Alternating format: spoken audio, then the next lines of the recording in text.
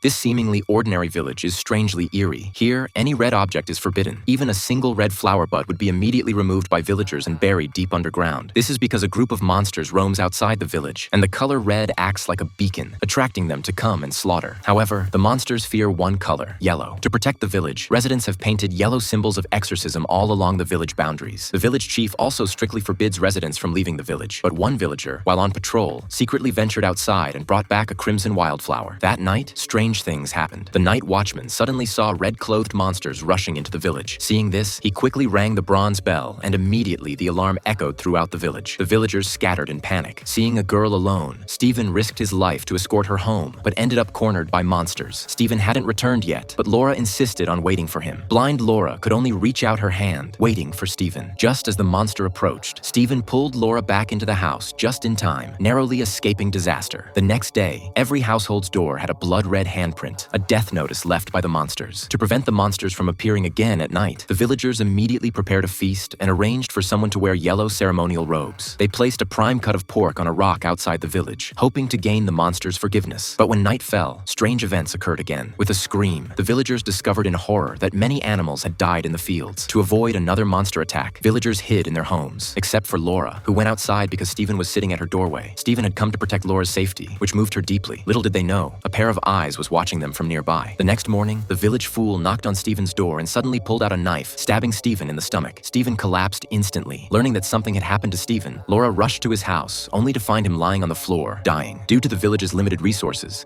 the village doctor couldn't provide antibiotics. To save Stephen's life, Laura made a bold decision. She told her father, the village chief, that she would leave the village to buy medicine from the town pharmacy for Stephen, and if not allowed to leave, she would take her own life. This left the chief with no choice but to break the rule forbidding villagers from leaving and allow Laura to go to town for medicine. However, before Laura left to buy medicine, her father took her to a secluded cabin and revealed a secret hidden for decades. Due to copyright restrictions, we can only show you this much of the film. This film is called The Village.